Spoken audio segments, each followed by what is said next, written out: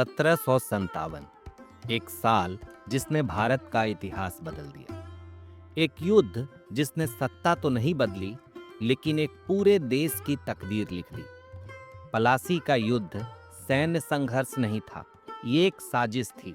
पलासी एक ब्रिटिश अधिकारी का व्यक्तिगत निर्णय था, जो ब्रिटिश साम्राज्य का आधार बनता है। कालकोठरी की घटना के बाद अंग्रेजों के हाथ से बंगाल का व्यापार निकल चुका था। कलकत्ता, जिसे कभी अंग्रेजों ने अपनी व्यापारिक बस्ती के रूप में बसाया था, वहां से उन्हें खदेड़ दिया गया था। कलकत्ता के फोर्ट विलियम के पतन की खबर मद्रास में कोई 1 महीने बाद पहुंचती है। इस वक्त मद्रास में अंग्रेज फ्रांसीसियों से मुकाबला करने की तैयारी कर रहे थे। अभी अभी ही युद्ध पोतों के 3 बेड़े मद्रास में पहुंचे थे। रॉबर्ट क्लाइव, जो एक महत्वाकांक्षी अधिकारी था, उसने दूसरे अधिकारियों को फ्रांसीसियों के जगह बंगाल पर आक्रमण करने के लिए राजी कर लिया। बंगाल विजय की योजना और तैयारी करने में 2 महीने लग गए।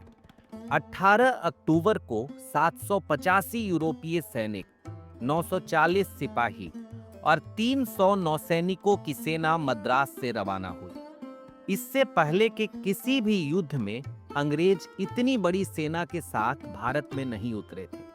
1.5 महीने के बाद ब्रिटिश फौज कलकत्ता पहुंच चुकी थी। कलकत्ता पहुंचते ही इस सेना का मुकाबला राजा मानिक चंद से होता है, जो अलीनगर यानी कलकत्ता के संरक्षक नियुक्त किए गए थे। क्लाइव की सेना आसानी से इन्हें पराजित कर देती है, लेकिन सिराजुद्दौला खुद एक बड़ी सेना के साथ कलकत्ता पहुंच जाता है। लेकिन यूरोपीय सेना के आकार और क्षमता को देखकर वापस लौट जाता है। सिराजुद्दौला के वापस लौटने के बाद राजा मानिक चंद के साथ क्लाइव अलीनगर की संधि करता है, जिसके तहत अंग्रेजों का कलकत्ता पर फिर से अधिकार हो जाता है। साथ ही उन्हें फोर्ट विलियम की किलेबंदी और सिक्के ढालने का अधिकार भी दिया जाता है। क्लाइव मद्रास लौटने के लिए तैयार था, लेकिन विजय के उत्साह ने अंग्रेजों को पास ही स्थित चंद्रनगर के फ्रांसीसी बस्ती पर आक्रमण करने के लिए प्रेरित किया। उन्होंने चंद्रनगर के फ्रांसीसी बस्ती पर आक्रमण कर उस पर अपना कब्जा कर लिया। सिराजुद्दौला इस आक्रमण से बहुत दुखी था, लेकिन वो कंपनी के साथ हुए संधि को तोड़ना नहीं चाहता था, इसलिए शांत रहा। दूसरी तरफ सिराजुद्दौला के कलकत्ता से युद्ध छोड़कर भाग जाने और अलीनगर की अपमानजनक संधि कर लेने के कारण उसके लोगों में उसकी धाक और उसका डर खत्म हो गया था। सत्ता में आने के बाद उसने अपने दुश्मनों की संख्या तो बढ़ाई ही थी, अब उसके दुश्मनों की ताकत भी बढ़ गई। इन असंतुष्ट लोगों में जगत सेठ और मीर जाफर प्रमुख थे। जहां जगत सेठ बंगाल ही नहीं, पूरे भारत का सबसे बड़ा बैंकिंग खानदान था, वहीं मीर जफर उसके नाना के जमाने का अनुभवी सेनापति था। मीर जफर जहां सबसे ताकतवर नेता था, वहीं जगत सेठ सबसे प्रभावशाली। दोनों लोग एक साथ आ गए और असंतुष्ट लोगों का संघ बन गया। इन्होंने खुद को मजबूत करने के लिए ईस्ट इंडिया कंपनी से संपर्क किया। इन्होंने कंपनी को अपनी मदद करने के लिए 3 करोड़ रुपए देने का प्रस्ताव भी दिया। कंपनी मान गई और तैयार हो गया सिराजुद्दौला के खिलाफ एक ताकतवर संघ, जिसकी भनक नवाब को नहीं थी। 13 जून 1757 को क्लाइव ने नवाब को एक संदेश भिजवाया, जिसमें नवाब पर यह आरोप लगाया गया कि उसने अलीनगर की संधि को तोड़ा है। उसी दिन 3000 की सेना और 8 तोपों को लेकर क्लाइव मुर्शिदाबाद की ओर चल पड़ा।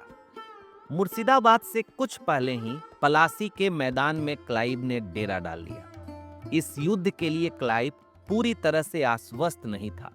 उसे डर था कि कहीं नवाब मीर जफर के साथ मिलकर उसके लिए कोई जाल तो नहीं बना रहा है। वहीं बार कौंसिल भी इस युद्ध में पड़ने के खिलाफ थी। सिराजुद्दौला अपनी 50,000 की सेना के साथ पलासी के आम के बगान में पहुंच चुका था। क्लाइव ने युद्ध जारी रखने का निर्णय लिया। पलासी के मैदान में एक पुराना हंटिंग लॉज था। इसी के पास अंग्रेजी सेना ने अपना गढ़ बनाया। क्लाइव लॉज के छत पर चढ़ गया। सुबह 8 बजे युद्ध शुरू हुआ और क्लाइव के 30 सैनिक भारी गोलाबारी में गिर गए। दोनों तरफ से संघर्ष चलता रहा।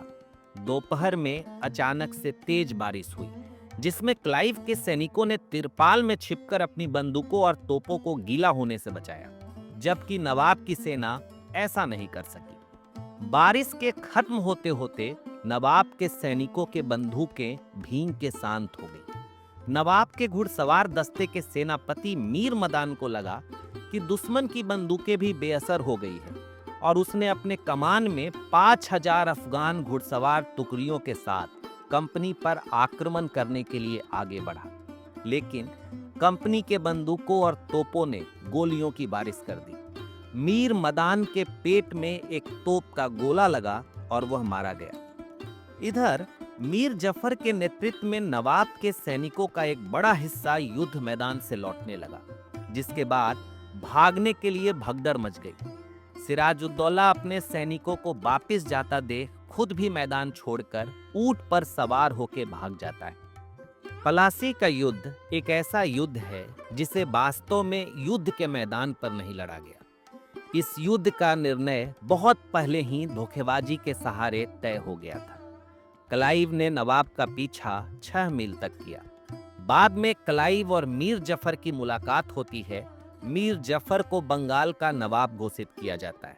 मीर जफर, रॉबर्ट क्लाइव और जगत सेठ मुर्शिदाबाद पहुंचते हैं। मीर जफर को मसनद पर बैठाया जाता है और क्लाइव उसे सलामी देता है। इसके बाद अब बारी थी क्लाइव के पेमेंट की। मुर्शिदाबाद के खजाने में केवल 1.5 करोड़ रुपया था, जबकि क्लाइव को कंपनी के लिए कहीं अधिक पेमेंट की जरूरत थी। इसके लिए जगत सेठ से लोन लिया गया। क्लाइव को 31,500 पाउंड के साथ साथ बहुत सी जागीरें भी मिली, जिससे 27,000 पाउंड की सालाना राजस्व उसे प्राप्त होना था। 33 वर्ष की उम्र में ही क्लाइव यूरोप के सबसे अमीर आदमी में से एक बन चुका था। दूसरी तरफ मीर जफर ने सिराजुद्दौला को ढूंढने की जिम्मेदारी अपने पुत्र मीरन को दी। पलासी के हार के बाद सिराज मुर्शिदाबाद के महल में पूरा दिन रुका था। उसने किसी से बात नहीं की और कोई साथी भी नहीं था जिसके साथ बात कर वो आगे की योजना बना सके। रात के अंधेरे में 3 बजे वो अपनी पसंदीदा पत्नियों और नौकरों के साथ निकल पड़ता है। 2 दिन बाद वह राजमहल की पहाड़ियों के सामने था। यहाँ कुछ देर वो ठहरता है और यात्रियों के लिए खिचड़ी बनाई जाती है। यहीं पास में एक फकीर रहता था। अपने दौर में सिराजुद्दौला ने इसे बहुत सताया था। फकीर ने सिराजुद्दौला के यहाँ होने की सूचना भिजवा दी, जिसके बाद सिराजुद्दौला को यहीं घेर लिया जाता है और उसे कैदी बना के वापस मुर्शिदाबाद लाया जाता है।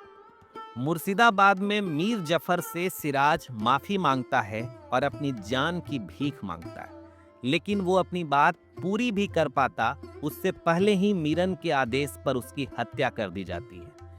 कुछ ही समय बाद मीरन ने इस खानदान की सभी महिलाओं की भी हत्या कर दी।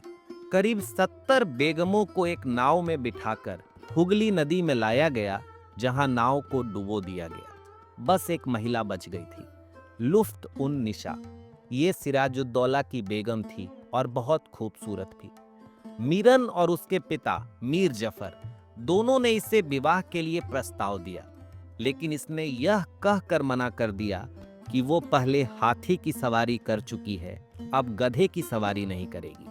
पलासी के युद्ध को भारत की गुलामी की शुरुआत मानी जाती है, लेकिन ये कोई वास्तविक युद्ध नहीं था।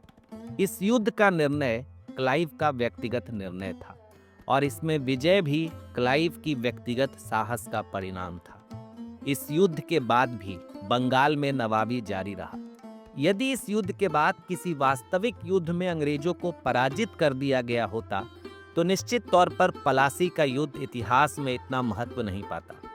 लेकिन एक दूसरा पहलू भी है। बंगाल भारत का सबसे समृद्ध प्रांत था और बंगाल पर अंग्रेजों के प्रभाव के बढ़ने से उत्तरी भारत की विशाल और अकूट संपदा पर धीरे धीरे उनका अधिकार होता गया।